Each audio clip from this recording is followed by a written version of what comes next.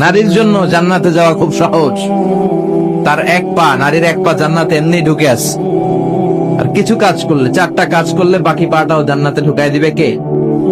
বিশ্বনবী বলেছেন 4টা কাজ যদি কোনো নারী ঠিকঠাক মতো এই দুনিয়ার বুকে করতে পারে, আল্লাহ তাআলা 8টা জান্নাতের দরজাই নারীর জন্য খুলে দিবে।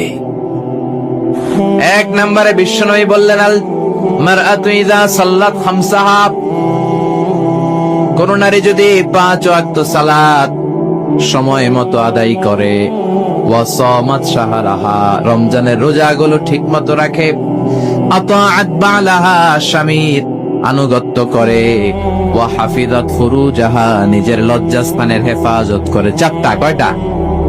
5 ওয়াক্ত সালাত, রমাদানের রোজা, স্বামীর আনুগত্য। এখন এটা উঠে গেছে সমাজে। কে কার উপর ডমিনেটিং করবে এই নিয়ে গুতাগুতি আছে না নাই? কে বড় হবে, কে মশারি টাঙ্গাবে রাত্রে, কিলাকিলি আছে না নাই? হাজবেন্ড কে তুই টাঙ্গা, স্ত্রী কে আমনে টাঙ্গান, আছে না নাই? আনুগত্য নাই, ছোট্ট খাট্ট বিষয় নিয়ে কিলাকিলি।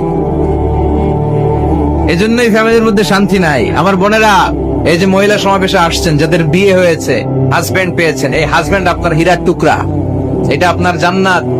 বিশ্বনবী বলেছেন, আল্লাহ ছাড়া কারো পায়ের সামনে যদি সিজদা দেওয়া জায়েজ হতো, সবগুলো নারীকে বলতাম স্বামীর পায়ে সিজদায় লুটিয়ে পড়ো।